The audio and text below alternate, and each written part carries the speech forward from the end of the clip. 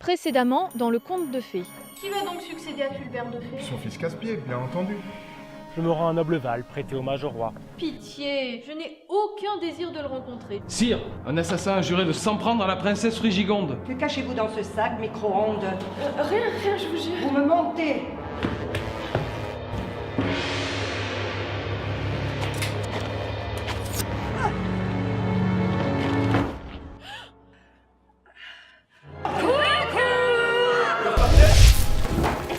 Je ne vous laisserai pas vous en prendre à des innocents. Mortifero! Mais qu'est-ce qu'elle a encore fait? Humiliation!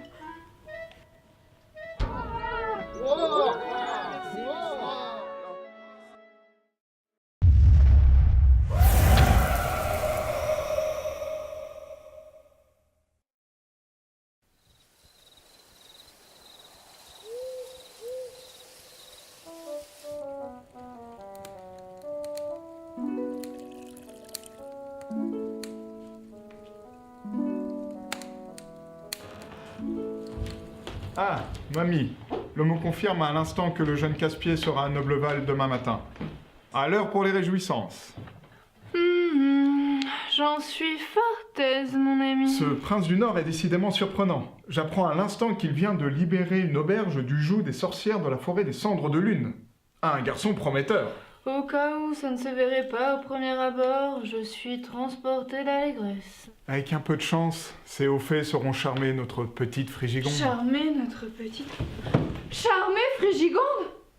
J'en mourrais si ma fille venait à épouser ce prince tout crotté. J'en mourrais, m'avez-vous bien compris, Secondebeau? Tendre Hermelinde, vous n'entendez rien à l'art de gouverner.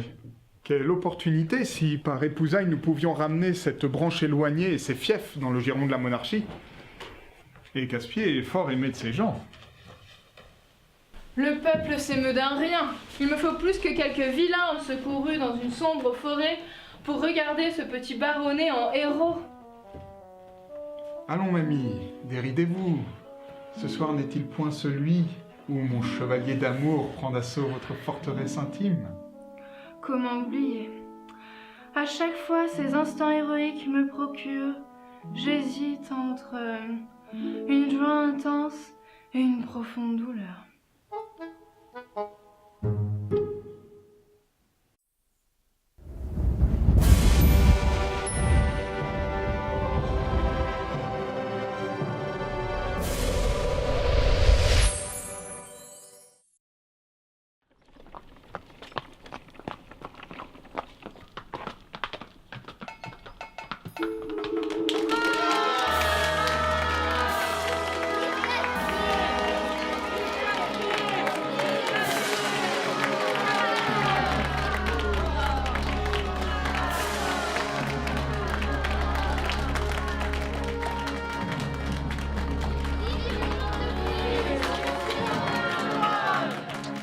Quel beau blason! J'adore vos trois canards! Ce sont des merlettes. Espèce de sale gueux.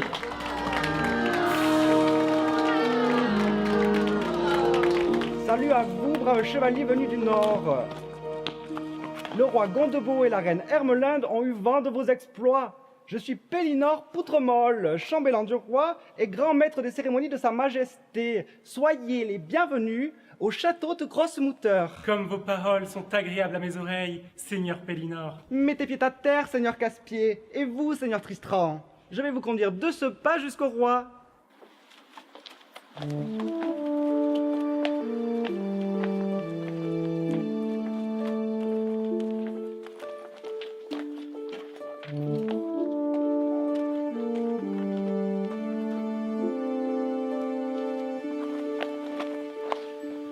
Voyons, faisons fi de ces agenouillements entre nous, mon petit cousin. Ah, j'ai grande joie de vous accueillir, enfin. C'est jour de liesse aujourd'hui. Sire, votre largesse m'honore. Les pro-chevaliers que vous êtes, vous et le sieur de Terroil, arrivent fort à propos à Grosse-Mouteur. La princesse Frigigonde a subi les menaces d'un sinistre hors-la-loi. Quelle sombre nouvelle que celle-là! Mon épée est votre, mon roi.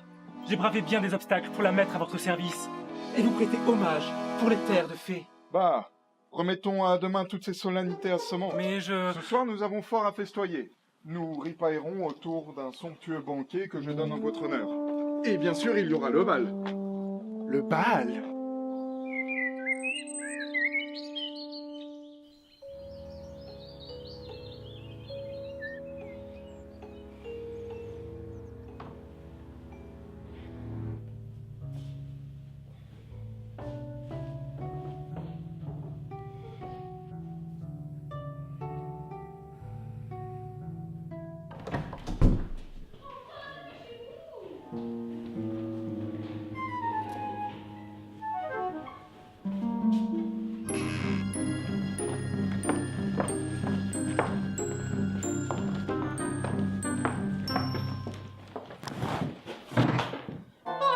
Faut-il être sotte pour froisser ainsi cette belle soirée de Nostrevent?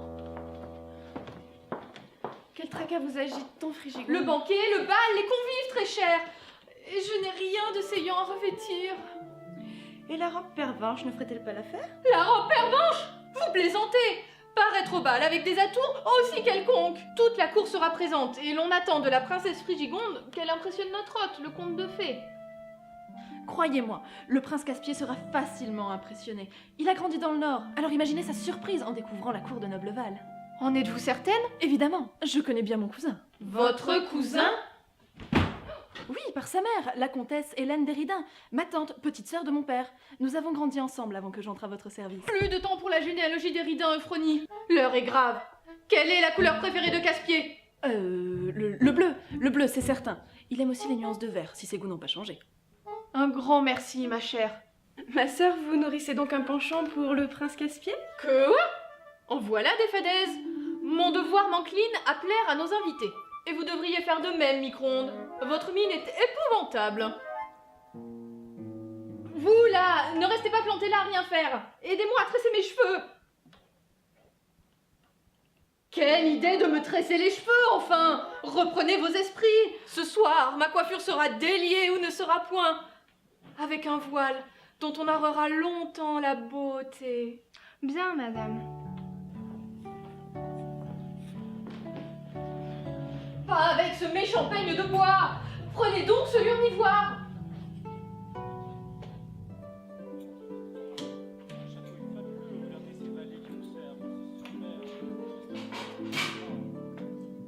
Quelle aubaine que ce banquet en présence de toute la cour pour assurer votre renommée.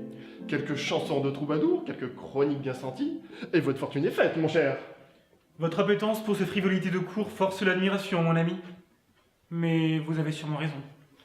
Caspier, vous n'entendez point paraître à la cour avec ces oripeaux. Et quoi? Ces garnements sont aux couleurs de ma maison. Je les ai fait confectionner à la façon de fée. Ah, c'est ce que je craignais.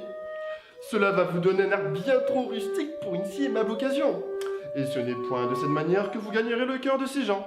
Et encore moins celui des princesses. Croyez-vous?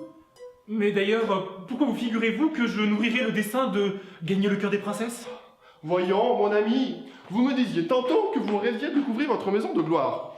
Charmer et épouser une des princesses de l'Étoile. Ne serait-ce pas là le fabuleux instrument de votre fortune? Me rendre à Nobleval pour mendier la main des filles du roi? Vous me prenez vraiment pour un maroufle. J'aspire à emprunter un plus noble chemin vers la gloire. Prouesse chevaleresque et exploit guerrier. Voilà la méthode. J'ai déjà entendu ces galimatias quelque part. Pour l'heure, c'est d'un exploit en galante compagnie dont vous devrez vous acquitter. Et vous n'avez point de costume à propos. Il faudra vous y faire. Caspier ira au banquet, habillé en Caspier. De grâce, écoutez-moi, ce serait criminel de vous laisser sortir ainsi. Prenez mon pourpoint, il vous donnera belle contenance. Ah, je vous en prie. Soit, je crois que je peux faire cela pour vous. Mais vous alors, vous n'allez pas paraître nu comme un vermisseau. N'ayez crainte, je trouverai bien quelques habits qui feront l'affaire.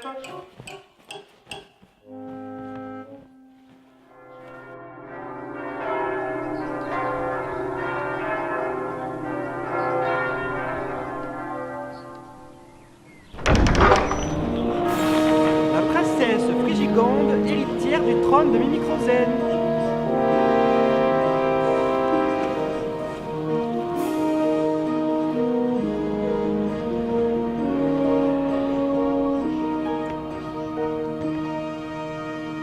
Ma chère enfant, vous êtes radieuse. Notre étoile à Auson s'est faite femme ce soir. Pitié. Votre parade a eu son petit effet. Vous n'avez plus qu'à regagner votre place maintenant.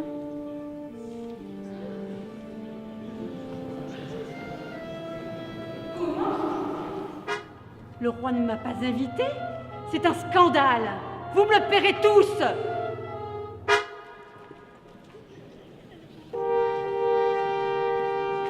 La comtesse de la Pluie. Monsieur le prévôt? Le prévôt? Où est-il? Où est ce charmant jeune homme? Messire Gaston, à quoi jouez-vous? Mais enfin, je suis la comtesse de la Puisaine. Quel est cet odieux malentendu? Mille excuses, comtesse, mes sens ont été abusés. Je croyais que... La comtesse de la Puisaine.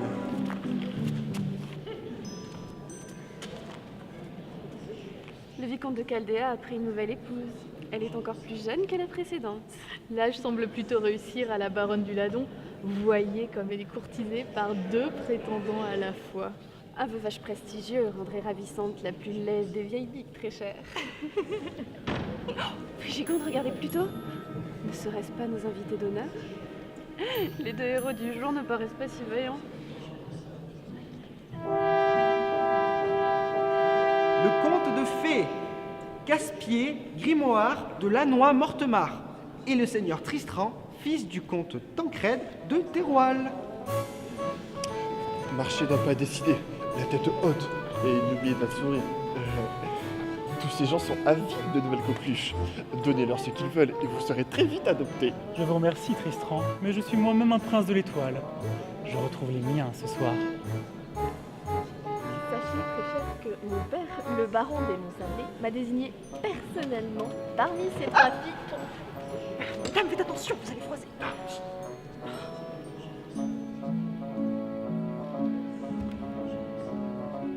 Vos Majestés, Madame ma suzeraine, Par ici, mon cher cousin. Prenez place à côté de votre roi.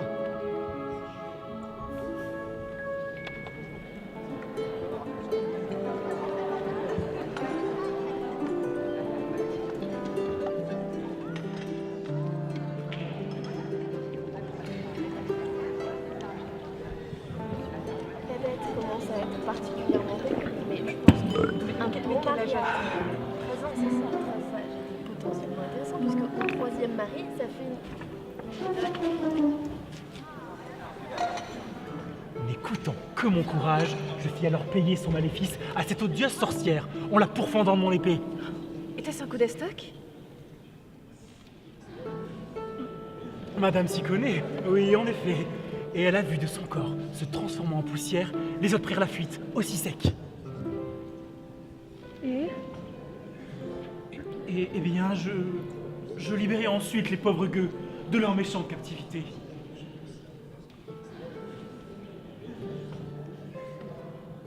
Quoi? Moi qui croyais que vous les aviez toutes décimées, vous trouvez donc héroïque de les avoir laissées s'enfuir? Il fit bien. Quel genre d'homme serait-il pour tuer une femme qui s'enfuit? Laissez, mon ami. La reine n'entend rien à la chevalerie. Votre bravoure est digne d'être chantée à travers tout le royaume. Et j'y veillerai. C'est fort généreux de votre part, sire.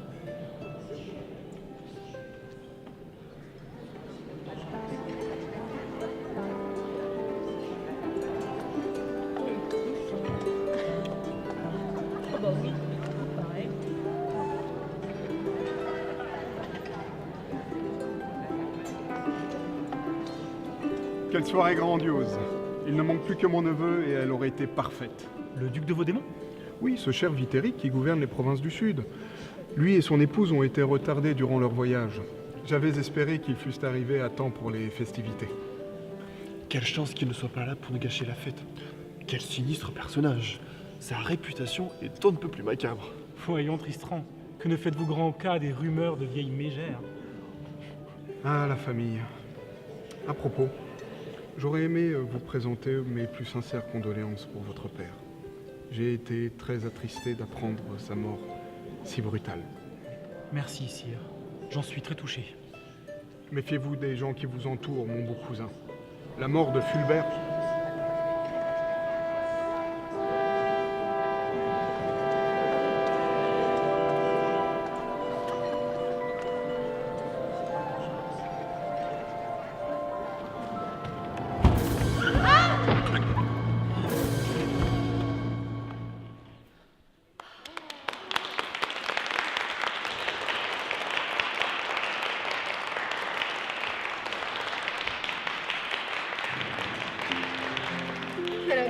fuit. Oh, merci, micro-ondes, vous m'avez sauvée.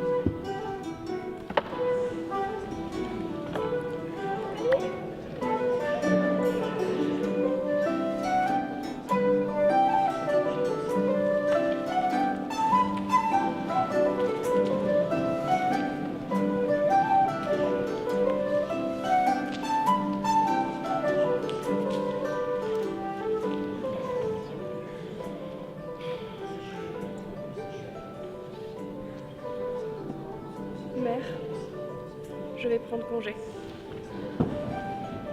Faites comme si cela m'intéressait.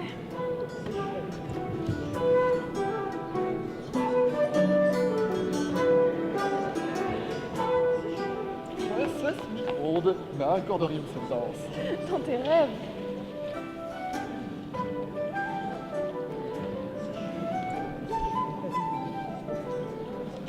Monsieur le prévôt? Ouais. Princesse Micro-ondes.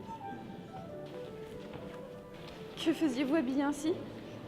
Je ne pensais pas que vous étiez convié. Votre Altesse est très en beauté ce soir. Cette ravissante ceinture souligne à merveille votre taille gracile. Et votre gorge en est... Avez-vous perdu l'esprit, monsieur le prévôt? Ou est-ce le vin qui vous fait délirer?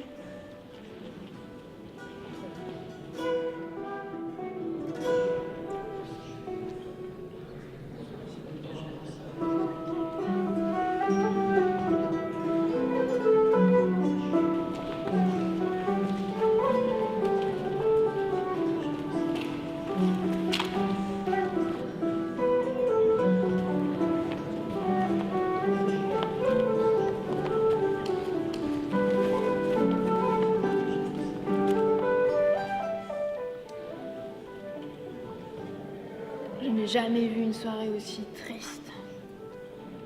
Je pensais pour ma part que c'était plutôt Guilleret.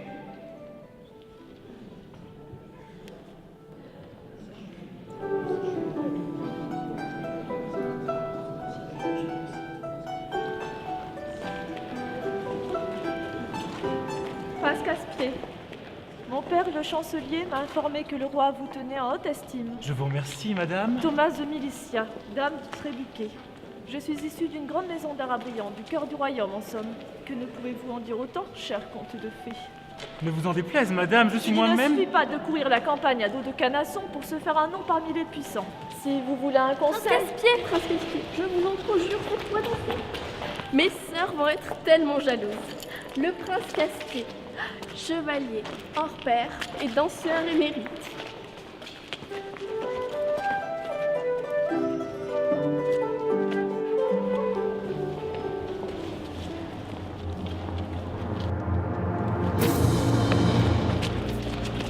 Princesse Micro-ondes, vous êtes éblouissante. Quel plaisir de partager cette danse avec vous. Je n'ai guère eu le choix. Mais vous êtes plutôt bon danseur. À qui ai-je l'honneur? Je ne vous ai jamais vu à la cour. Évidemment, je n'ai jamais été invité. Et ni à ce bal d'ailleurs. Comment avez-vous évité les contrôles de notre chambellan? Avec un peu d'astuce et d'agilité. Qualité dont vous n'êtes point dépourvu, si j'en crois les rumeurs qui courent à Nobleval. Tout tenez-vous de pareilles balivernes? Mes amis s'intéressent beaucoup à vos talents. Nous y voyons un remarquable potentiel. Du potentiel pourquoi? Qui êtes-vous? Qui sont vos amis? Le mal qui ronge nos cités ne peut être éradiqué par des moyens conventionnels. Je ne vois pas de quoi vous voulez parler. Lâchez-moi. Prenez garde, Micro-ondes. Vos ennemis se rapprochent. Vous êtes sur le point d'être démasqués. Mais vous êtes plus proche de la vérité que vous ne le pensez. Enquêtez sur la menace qui pèse sur votre sœur, faites vos preuves, et je vous le promets, vous ne le regretterez pas.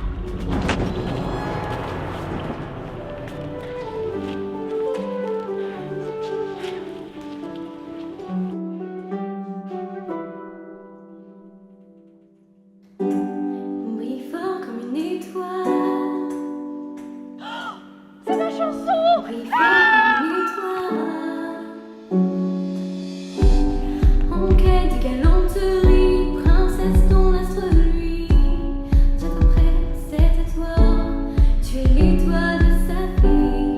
Tu doutes, tu n'as pas confiance, et pourtant tu mènes la danse. Allez donc servir de l'eau à la chanteuse. Je crois qu'elle s'étouffe. L'étoile de sa vie, roi ou manant, il sera ton amant, ton prince charmant. Qu'importe son nom, petit bourgeois ou prince beauté, si dans ses yeux tu es la seule, encore c'est toi. Tu es l'étoile de sa vie, son corps contre lui. Tu es l'étoile de sa vie. Brille fort comme une étoile. Tu es l'étoile de sa vie.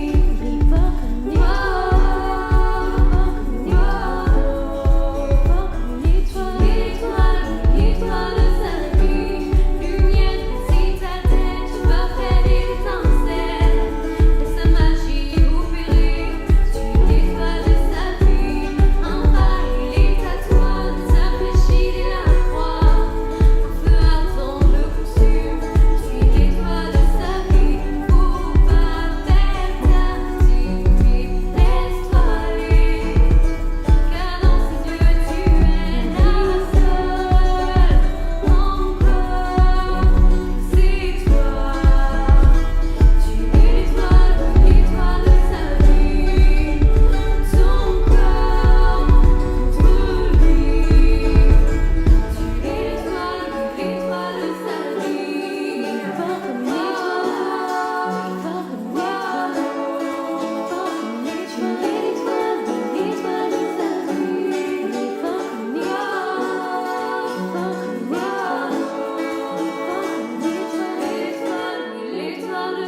vie. Brille fort comme une étoile. Brille fort comme une étoile. Brille fort comme une étoile. Brille fort encore, car c'est toi. Tu es l'étoile de sa vie. Ton corps contre lui. Tu es l'étoile